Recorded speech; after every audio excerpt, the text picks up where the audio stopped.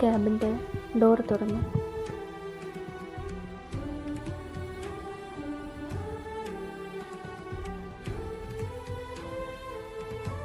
ആരോ നിൽക്കുന്നത് പോലെ തോന്നിയ സിദ്ധു കണ്ണുകൾ തുറന്നു.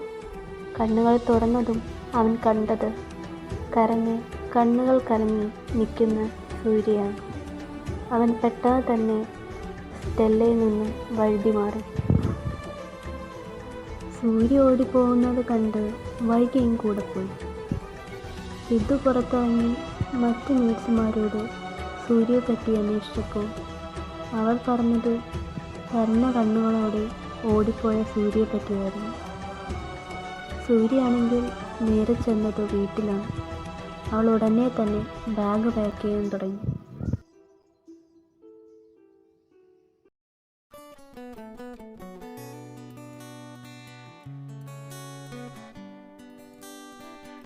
Gayu, please listen to me. അത് നിങ്ങൾ പെട്ടെന്ന് ഒരിതില് എൻ്റെ വാക്ക് കിട്ടുന്നില്ലേ? നിങ്ങൾക്ക് താലി കെട്ടി കൂടെ പാർപ്പിച്ച ഒരുത്തവളും കൂടെ കൊണ്ടുവന്ന് മറ്റു പലതും ചെയ്യാൻ കിടത്താണ് വേറൊരുത്തവളും. മതി, ഇത്തിരി താന്നു വന്നപ്പോ നിങ്ങൾ കയറി പോവാണല്ലോ. ഞാനാണോ നിന്നെ കിട്ടാൻ വേണ്ടി പറയാൻ വന്നത്? എല്ലാവരും കൂടി എന്റെ തലയിൽ കെട്ടി വച്ചതല്ലേ. അതങ്ങനെ എല്ലാവരും മയക്കി വെച്ചിരിക്കുകയല്ലേ.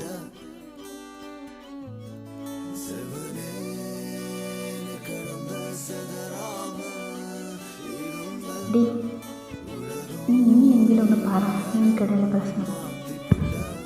ഞങ്ങൾ 3 കൊച്ചുമക്കളാണ്. 2 ആണുങ്ങളിൽ ഒരു പെണ്ണായതുകൊണ്ടാവാം എല്ലാവർക്കും എന്നെ ഒരുപാട് ഇഷ്ടമായിരുന്നു. പ്രത്യേകിച്ച് മുത്തശ്ശൻ. ഏതോ ഒരു പ്രത്യേക സമയത്ത് എന്നെയും സിദ്ധുവേട്ടനെയും കൊണ്ട് കല്യാണം കഴിപ്പിക്കണമെന്ന് തോന്നി. അതിനൊരു കാരണമുണ്ട്. സിദ്ധുവേട്ടൻ എപ്പോഴും എൻ്റെ കൂടെയായിരുന്നു. സിദ്ധുവേട്ടൻ തന്നെയായിരുന്നു എനിക്ക് പേരിട്ടത്. കുഞ്ഞിലേ മുതൽ സിദ്ധുവേട്ടൻ്റെ പെണ്ണാണ് എന്ന് കേട്ട് വളർന്നത് കൊണ്ടാവാം അതെൻ്റെ മനസ്സിൽ കയറിക്കൂടി. അങ്ങനെ ഇരിക്കുമ്പോൾ സിദ്ധുവേട്ടൻ പെട്ടെന്ന് വന്നിട്ട് പറഞ്ഞു, സിദ്ധുവേട്ടന് ഡോക്ടർ ആവാനാണ് ആഗ്രഹം എന്നൊക്കെ. എന്നും സിദ്ധുവേട്ടൻ്റെ പിറകെ നടക്കാൻ ഇഷ്ടമുള്ളതുകൊണ്ട് ഞാൻ നേഴ്സിംഗ് തിരഞ്ഞെടുത്തു. പഠിക്കുന്ന കാലത്ത് സിദ്ധുവേട്ടന് അങ്ങനെ പ്രേമമൊന്നുമില്ലായിരുന്നു. അതുകൊണ്ട് തന്നെ ഞാൻ സിദ്ധുവേട്ടൻ്റെ ഉള്ളിൻ്റെ ഉള്ളിൽ എന്നോട് ഇഷ്ടമുണ്ടെന്ന് ഞാൻ കരുതി. സിദ്ധുവേട്ടൻ പഠിച്ചിറങ്ങി ഇവിടുത്തെ ഹോസ്പിറ്റലിൽ ജോലിക്ക് കയറി. 3 വർഷം കഴിഞ്ഞ് ഞാനിവിടെ ജോയിൻ ചെയ്ത്. വന്നപ്പോഴാണ് സ്റ്റെല്ലയെ പറ്റി അറിയുന്നത്. സിദ്ധുവേട്ടൻ ഇവിടെ ജോയിൻ ചെയ്ത് 1 വർഷം കഴിഞ്ഞപ്പോഴാണ് സ്റ്റെല്ല ഇവിടെ ജോയിൻ ചെയ്തത്. സ്റ്റെല്ലയ്ക്ക് സിദ്ധുവേട്ടനെ ഇഷ്ടമായി. ആദ്യമൊക്കെ സ്റ്റെല്ലയെ സിദ്ധുവേട്ടൻ പറഞ്ഞ് മനസ്സിലാക്കാൻ ശ്രമിച്ചു. പിന്നീടപ്പോഴോ സിദ്ധുവേട്ടൻ സ്റ്റെല്ലയെ ഇഷ്ടപ്പെടാൻ തുടങ്ങി. അവരുടെ ഫസ്റ്റ് ആനിവേഴ്സറി അന്നാണ് ഞാനിവിടെ ജോയിൻ ചെയ്തത്. അന്നെൻ്റെ ജീവൻ എന്നിൽ നിന്ന് പോകുന്നതായിട്ടാണ് എനിക്ക് തോന്നിയത്. അന്ന് മുതൽ ഞാൻ സിദ്ധുവേട്ടനിൽ നിന്ന് മാറി നടക്കാൻ തുടങ്ങിയത്. ഇപ്പോൾ ഈ വിവാഹം നടന്നത് അത് മുത്തശ്ശൻ കാണുന്നു.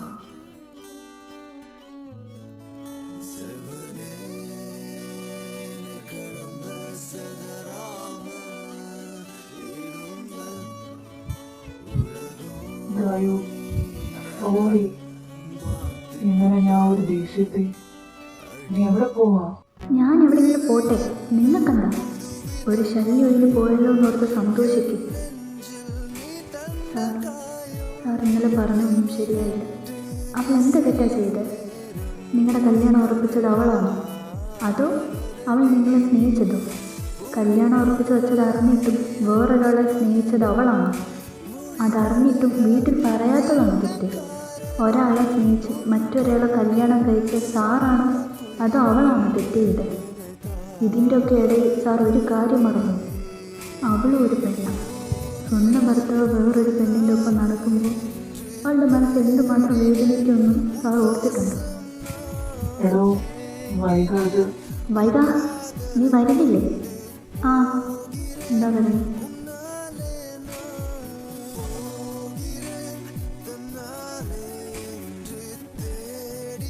അവർ നേരെ പോയത് വൈഗയുടെ അപ്പാർട്ട്മെൻറ്റിലായിരുന്നു.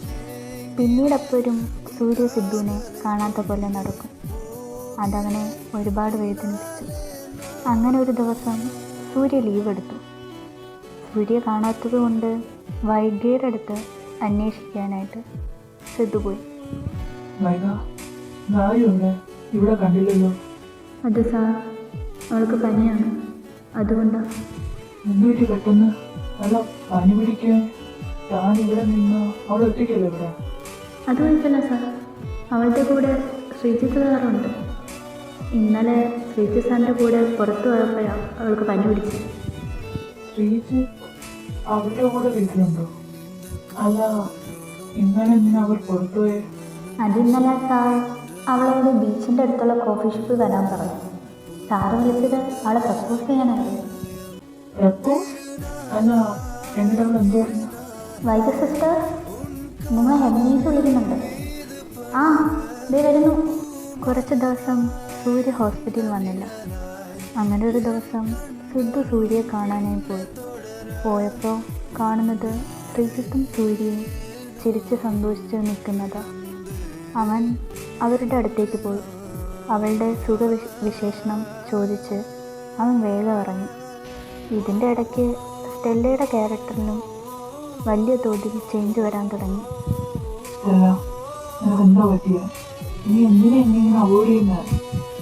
ഞാനെപ്പോഴാ നിന്നെ അവോയ്ഡ് ചെയ്ത്? ഞാൻ എൻ്റെ ജോലിയിൽ കുറച്ച് ബിസിയായിപ്പോയി, അത്രേ ഉള്ളൂ.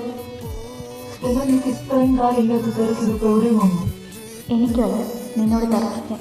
ഞാൻ പോകണം.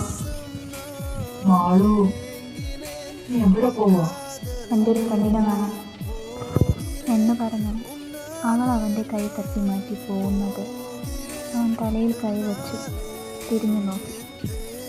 അവരെ തന്നെ നോക്കി നിൽക്കുന്ന സൂര്യയെ കണ്ടു.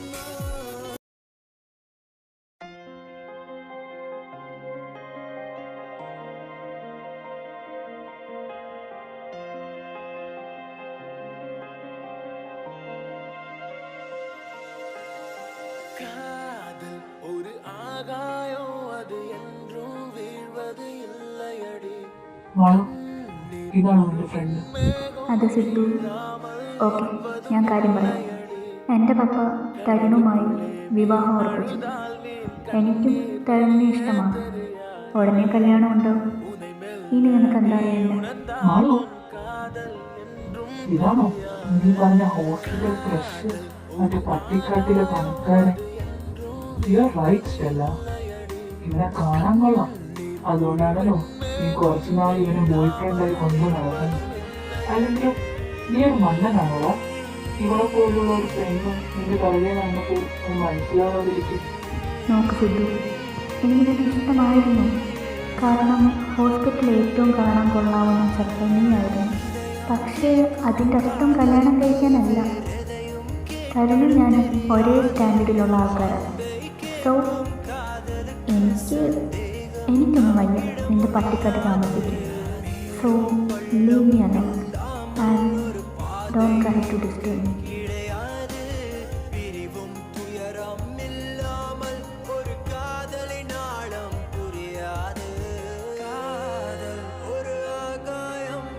സിദ്ധു അടുത്തുള്ള പബ്ബിൽ പോയി ഒരുപാട് കുടിച്ചു. സിദ്ധുവിന് നടക്കാൻ പോലും പറ്റുന്നില്ലായിരുന്നു. അതുവഴി ടാക്സിയിൽ പോയ സൂര്യയും വൈദ്യയും ഇത് കണ്ടവിടെ ഇറങ്ങി.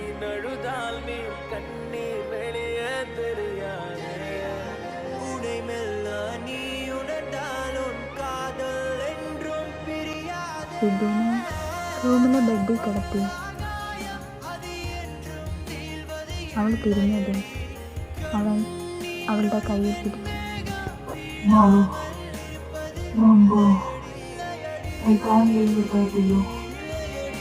Please, Mommy, stay with me. സിദ്ധുവേട്ടാ, എന്നെ വിളിച്ചേ. ഹലോ അമ്മ, എന്തായി നേരത്തെ? അത് മോളെ, മുത്തശ്ശന് ഞങ്ങളെ കാണണമെന്ന്. അതുകൊണ്ട് ഞങ്ങളെല്ലാം നാളെ അവിടേക്ക് വരാം. ആ പിന്നെ മോള് കിടന്നോ? നൈറ്റായില്ലേ?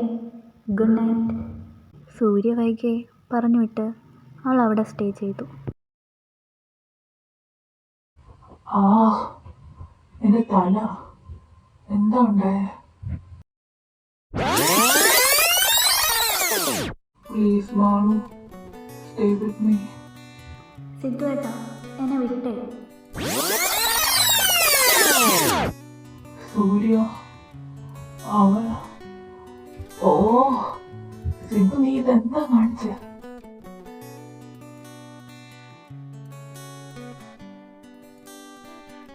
മുത്തശ്ശനും മറ്റുള്ളവരും വന്നിട്ടുണ്ട്, വരാൻ നോക്കാം.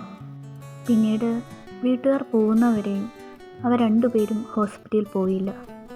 ആ ദിവസങ്ങളിൽ സൂര്യ സിദ്ധുവിനെ ഒരുപാട് അവോയ്ഡ് ചെയ്തു. ഇതൊക്കെ സിദ്ധുവിൻ്റെ അച്ഛനും അമ്മയും ശ്രദ്ധിക്കാൻ തുടങ്ങി. അങ്ങനെ ഒരു ദിവസം, എടാ സിദ്ധു, നീ ഒന്ന് നിന്നെ. നീയും മോളും തമ്മിൽ എന്തെങ്കിലും പ്രശ്നമുണ്ടോ? അതച്ചാ, നിനക്കിത് തന്നെ വേണം?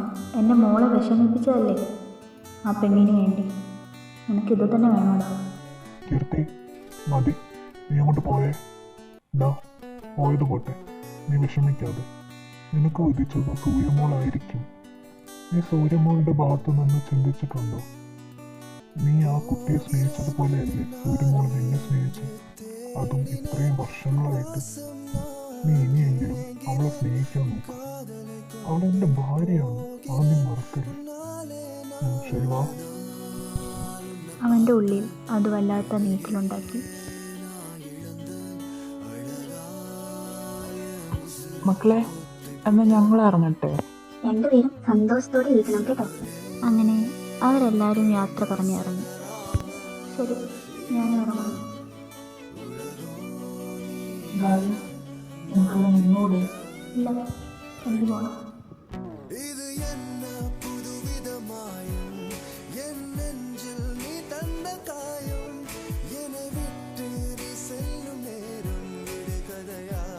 ഇതിനോടകം ഹോസ്പിറ്റൽ മുഴുവൻ അറിഞ്ഞു സിദ്ധുവും സ്റ്റെല്ലയും തമ്മിൽ പിരിഞ്ഞു വന്നു.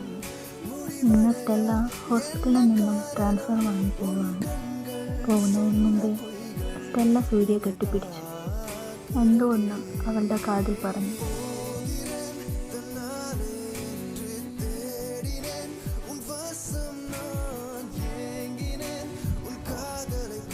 സിസ്റ്റർ, ഇവിടെ അവൾ 314 പേഷ്യനെ നോക്കാം.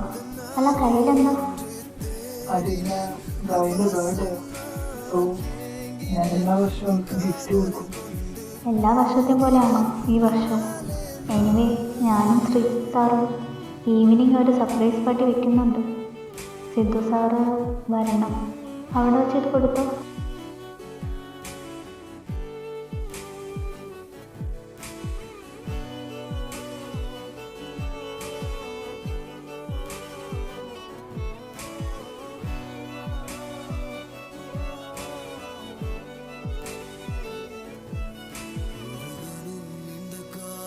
സിദ്ധു ഏട്ടൻ എന്താ ഇവിടെ? അത് ഞങ്ങൾ വിളിച്ചതാ. സിദ്ധു എൻ്റെ കസിനല്ലേ?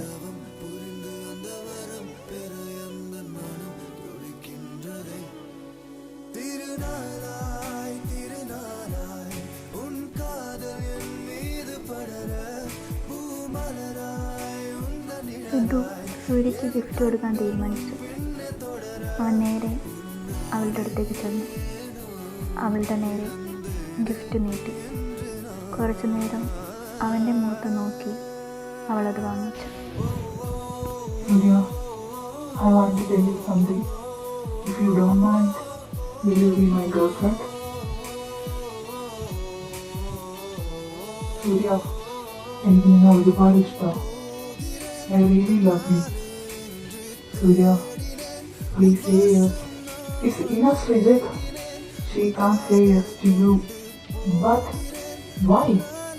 And സിദ്ധുവിന് ഈ കാര്യത്തിൽ ഇടപെടുന്നു. ഞാൻ ഇടപെടും because I am her husband and she is my wife. And one more thing, she only loves me. Surya, ഇതൊക്കെ സത്യമാണോ? ആ, സത്യമാണ്. But this is not a real marriage. It is a fake. ഇയാൾ ഒരിക്കലും എന്നെ ഭാര്യയെ കണ്ടിട്ടില്ല. എന്നെ കല്യാണം കഴിച്ചത് പോലും വീട്ടുകാർക്ക് വേണ്ടിയാണ്. ഈ കല്യാണത്തെയോ ഭാര്യ എന്ന നിലയിൽ എന്നെയോ ഇയാൾ ഒരിക്കലും റെസ്പെക്ട് ചെയ്തിട്ടില്ല. Gayu, I can understand your emotion, but I have reason. What reason? എന്നെ വേണ്ടെന്ന് വെച്ച് സ്റ്റെല്ലയെ സ്നേഹിക്കാനും ഈ കല്യാണത്തെ പോലും റെസ്പെക്ട് ചെയ്യാതെ അവളുടെ കൂടെ ചുറ്റിക്കറങ്ങാൻ നിങ്ങൾക്ക് എന്ത് റീസണാണ് പറയാനുള്ളത്? ആ റീസൺ ഒന്നും നിന്റെ വേദനയ്ക്ക് പരിഹാരം ആവില്ലെന്ന് എനിക്കറിയാം. ബട്ട് ഞാൻ നിന്നെ സ്നേഹിച്ചില്ല എന്ന് മാത്രം പറയില്ല. ശരിയാണ്, ഞാൻ നിന്നെ ഒരിക്കലും ഒരു ഗേൾ ഫ്രണ്ട് എന്ന രീതിയിൽ സ്നേഹിച്ചിട്ടില്ല. ബിക്കോസ് നീയും ഞാൻ കുഞ്ഞിലെ മുതലേ കളിച്ചു വളർന്നത്. അതുകൊണ്ട് എനിക്ക് ടൈം വേണമായിരുന്നു. നീയും നമ്മുടെ വീട്ടുകാരുമാണ് എനിക്ക് എന്നും വഴി. അതുകൊണ്ട് ഞാൻ ആരെയും സ്നേഹിക്കാതിരുന്നത്. അതങ്ങ് പറ്റിപ്പോയി. I really sorry. സോറി പറയാല്ലാതെ വേറൊന്നും എനിക്ക് ചെയ്യാൻ പറ്റില്ല. I am really sorry Gayu. Sorry. സിദ്ധുവിനെ അവിടെ നിന്ന് കൊണ്ടുപോയി. വൈക ഗായുവിനെ എന്തൊക്കെയോ പറഞ്ഞ് സമാധാനിക്കാൻ നോക്കിയാണ്.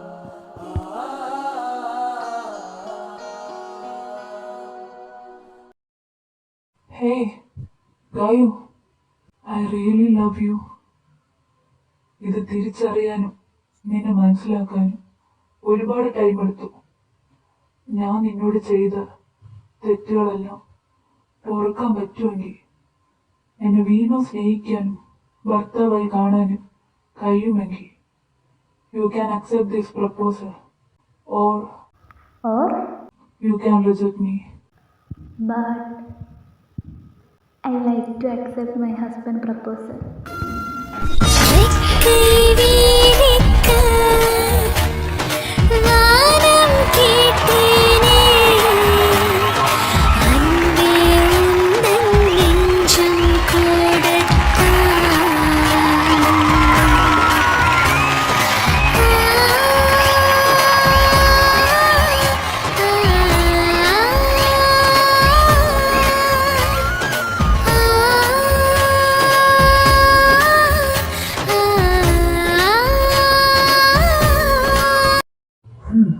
നമ്മുടെ പണി കഴിഞ്ഞില്ലേ? ഇനി ഇറങ്ങിയാലോ?